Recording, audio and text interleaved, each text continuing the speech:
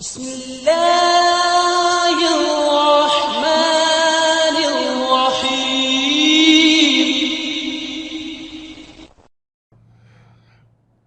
نحمده ونصلي على رسوله الكريم اما بعد قال الله تعالى ان الله لا يخفى عليه شيء في الارض ولا في السماء۔ اللہ رب العالمین ارشاد فرماتے ہیں کہ زمین اور آسمان میں کوئی ایسی چیز نہیں جو اللہ سے چھپی ہوئی ہو، بلکہ اللہ رب العالمین ہر چیز کی خوبی بخوب یہ نگرانی کرنے والا ہے۔ ہر ایک چیز اللہ کے سامنے ہے، کوئی بھی چیز اللہ سے اوجھل نہیں ہے۔ الذی یراک حین تقوم وتقلبک فی الساجدین، اللہ رب العالمین وہ آپ کا قیام کرنا، آپ کا رکوع میں جانا، جھکنا، بیٹھنا، ہر چیز اللہ کی نگاہ میں ہے۔ اللہ تعالیٰ ہر چیز کو دیکھ رہا ہے۔ آپ کا سجدے میں جانا، آپ کا کروٹ بدلنا، ہر چیز اللہ کی نگاہ میں ہے۔ یعلم خائنۃ الاعین وما تخفی الصدور، اللہ ہر ایک خائن آنکھ کو جانتا ہے، خیانت کرنے والی آنکھ کو، اور ہر اس چیز کو جانتا ہے جس کو سینوں نے اپنے اندر چھپایا ہوا ہے۔ اسی طرح ہی اللہ رب العالمین اپنے بندوں کے مسائل سے بھی آگاہ ہے کہ میرے بندوں کو کن مسائل کی ضرورت ہے اور کن کن چیزوں کی ان کو ضرورت ہے۔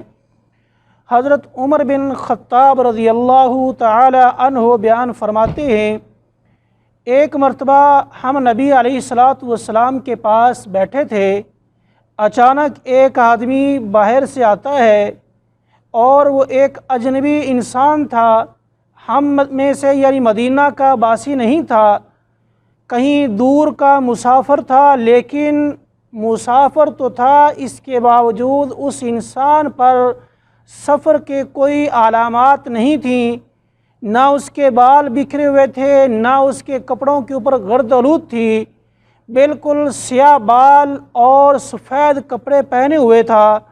اچانک آیا اور نبی کریم صلی اللہ علیہ وسلم کے گھٹنوں کے ساتھ اپنے گھٹنے ملا کے بیٹھ گیا۔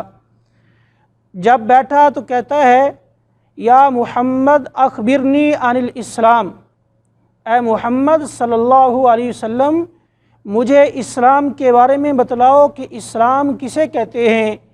آپ نے فرمایا، الاسلام ان تشہد ان لا الہ الا اللہ وان محمدا رسول اللہ وتقیم الصلاۃ وتؤتی الزکاۃ وتصوم رمضان وتحج البیت ان استطعت الیہ سبیلا۔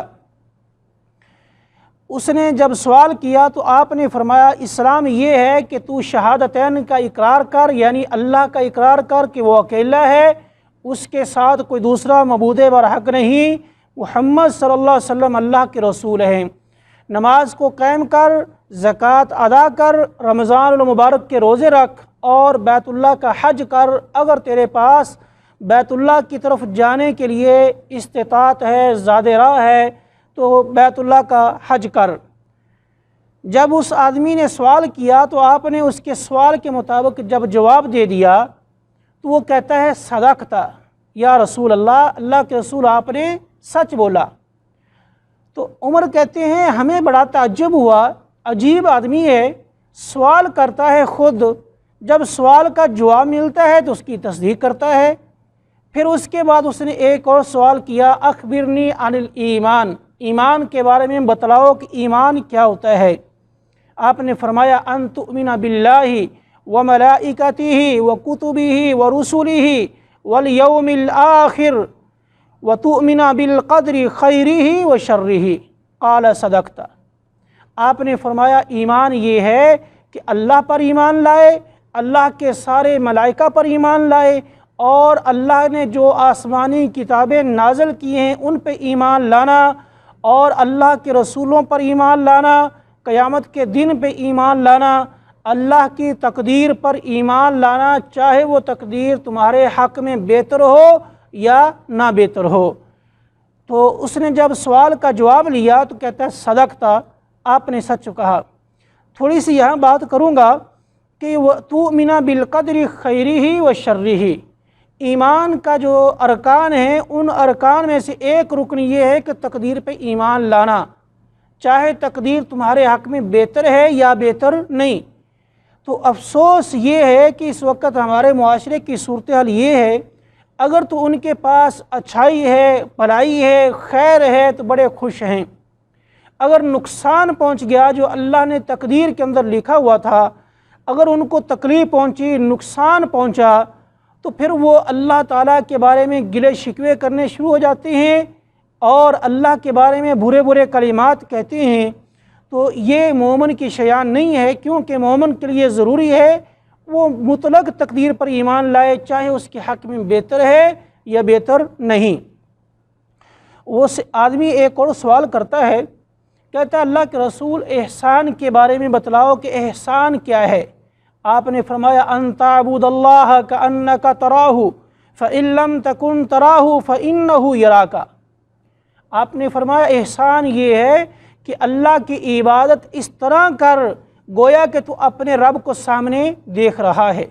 اگر تو اپنے رب کو دیکھ نہیں رہا تو پھر کم از کم یہ تیرے ذہن میں بات ضرور ہونی چاہیے کہ میرا رب جو ہے وہ مجھے دیکھ رہا ہے۔ یعنی اللہ کی کہنے کا مقصد یہ ہے، اس کا مطلب یہ نہیں کہ اللہ تعالیٰ سامنے آ گیا، نہیں، کہنے کا مطلب یہ ہے کہ اللہ کی عبادت اس طرح کی جائے، اتنی توجہ کے ساتھ کی جائے کہ انسان جو ہے وہ ادھر ادھر کی باتوں میں مشغول نہ ہو، بلکہ اس طرح کرے جیسے کوئی چیز آپ کے سامنے ہے، یعنی اس طرح کرے کہ جیسا کہ اللہ آپ کے سامنے ہے، گویا کہ اللہ تعالیٰ ہر انسان کو دیکھ رہا ہے۔ اس آدمی ایک اور سوال کرتا ہے، کہتا ہے اللہ کے رسول اخبرنی عن الساعہ، قیامت کے بارے میں بتلاؤ کہ قیامت کے بارے میں کیا ہے؟ آپ نے فرمایا قیامت کے بارے میں مجھے زیادہ علم نہیں، میں اس سے زیادہ نہیں جانتا جتنا سوال کرنے والا جانتا ہے۔ تو وہ کہتا ہے کہ چلو آپ قیامت کی جو علامات ہیں، قیامت سے پہلے جو واقعات رونما ہونے والے ہیں ان کے بارے میں آپ بتلا دیں کہ وہ کیا ہو سکتے ہیں۔ آپ نے فرمایا ان تلد الامۃ ربتہا، کہ تم دیکھو گے کہ ایک وقت آئے گا لونڈی جو ہے وہ اپنے آقا کو جنم دے گی۔ وَأَن تَرَى الْحُفَاةَ الْعُرَاةَ الْعَالَةَ رِعَاءَ الشَّاءِ يَتَطَاوَلُونَ فِي الْبُنْيَانِ۔ آپ نے فرمایا کہ ایک وقت آئے گا تم دیکھو گے کہ ننگے پاؤں، ننگے بدن، غریب اور فقیر بکریوں کے چرواہے جو ہیں یہ بڑی بڑی عمارتیں کھڑی کرنے میں، بڑی بڑی بلڈنگوں کو بنانے میں فخر کریں گے، ایک دوسرے سے سبقت لے جانے کی کوشش کریں گے۔ حضرت عمر کہتے ہیں یہ چند ایک سوال کیے اس آدمی نے، اس کے بعد وہ چلا گیا۔ نبی علیہ الصلاۃ والسلام ہم اسی طرح آپ کے پاس بیٹھے تھے، کچھ دیر کے بعد آپ نے فرمایا اے عمر تم جانتے ہو یہ سوال کرنے والا آدمی کون ہے؟ میں نے کہا اللہ اور اللہ کا رسول بہتر جانتا ہے، مجھے اس کا علم نہیں۔ آپ نے فرمایا یہ جبرائیل تھے، تمہارے پاس آئے ہیں اس لیے کہ تم کو تمہارے دین کی تعلیم دیں۔ تو اس حدیث سے یہ بھی معلوم ہوتا ہے کہ صحابہ اکرام رضوان اللہ علیہم اجمعین بعض ایسے مسائل آپ صلی اللہ علیہ وسلم سے پوچھنا چاہتے تھے، لیکن آپ کا رعب، آپ کے یعنی رعب کی وجہ سے ڈر جاتے، پتہ نہیں یہ سوال پوچھنا صحیح بھی ہے یا نہیں۔ تو اس طرح اللہ رب العالمین نے جبرائیل علیہ السلام کو بھیجا تاکہ صحابہ جو ہیں وہ آپ سے سوال کس طرح کریں اور کس طرح سوال پوچھنا چاہیے، اور ان کو تعلیم دی گئی کہ آپ صلی اللہ علیہ وسلم سے سوال کیسے کرنے چاہیے۔ حضرت ابو ذر اور حضرت معاذ بن جبل رضی اللہ تعالی عنہما دونوں صحابی بیان کرتے ہیں رسول اللہ صلی اللہ علیہ وسلم نے ارشاد فرمایا اتق اللہ حیثما کنت، اللہ سے ڈرتے رہو جہاں بھی تم ہو، دنیا کے کسی بھی کونے میں ہو، جس جگہ میں ہو، تنہائی میں ہو یا مجلس میں ہو، جس بھی مقام پہ ہو، اللہ سے کیا کرو؟ ڈرتے رہو۔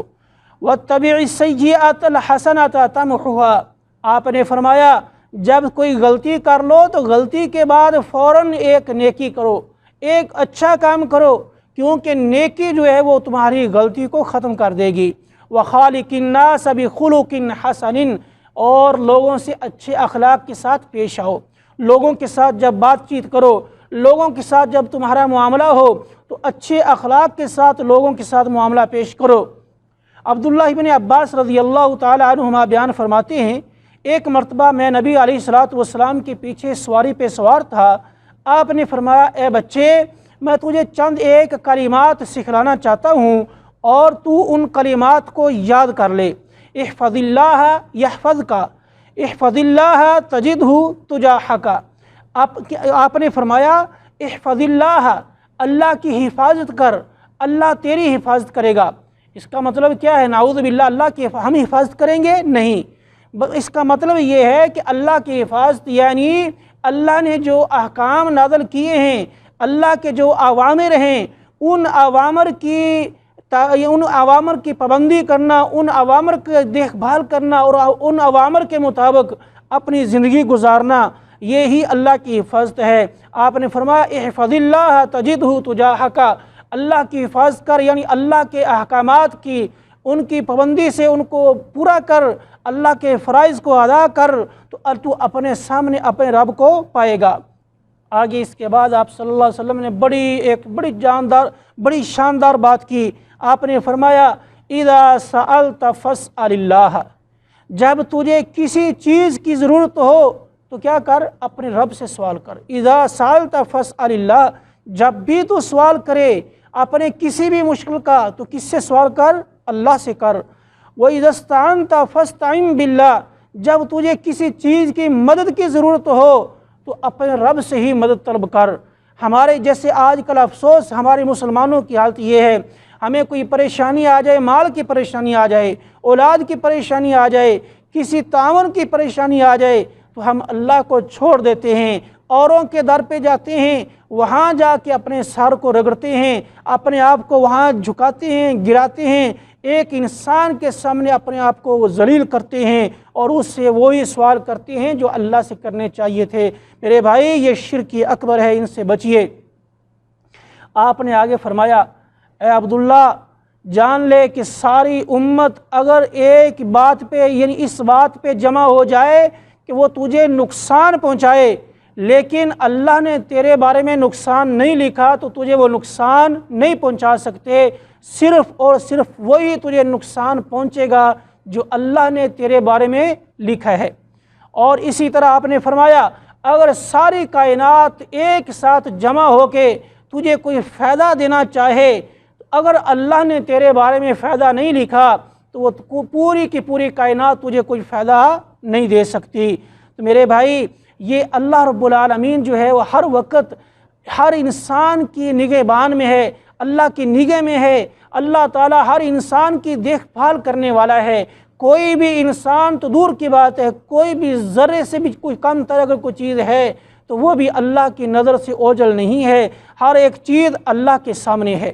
لیکن اس کے باوجود انسان جو ہے وہ دن رات اپنے رب کی نافرمانی کر رہا ہے، دن رات اپنے رب کے ساتھ شرک کر رہا ہے، اوروں کے در پہ جا رہا ہے۔ ابو ہریرہ رضی اللہ تعالی عنہ بیان فرماتے ہیں نبی علیہ الصلوۃ والسلام نے ارشاد فرمایا ان اللہ یغار، اللہ رب العالمین غیرت کرتا ہے، وغیرت اللہ ان یاتی المرء ما حرم اللہ علیہ، اللہ کی غیرت کیا ہے کہ انسان ان اوامر کو کرے اور ان چیزوں کی طرف آئے جن کو اللہ نے حرام کیا ہے، تو اللہ تعالیٰ پھر اس وقت غیرت کرتا ہے۔ میرے بھائی ان چیزوں سے بچیے جو اللہ کو یعنی اللہ کے بارے میں چیلنج کرتی ہیں، یعنی اللہ نے جو چیزیں حرام کی ہیں ان کی طرف مت جائیے۔ اسی طرح وہ شرک جو ہے یعنی شرک کی طرف جانا، غیر اللہ کی طرف جانا اور اللہ کی نافرمانی کرنا، یہ وہ ساری چیزیں ہیں جو اللہ کی ناراضگی کا سبب بنتی ہیں۔ اللہ تعالیٰ سے دعا ہے اللہ رب العالمین قرآن و سنت کے مطابق عمل کرنے کی توفیق عطا فرمائے۔ آخر دعوانا الحمد للہ رب العالمین۔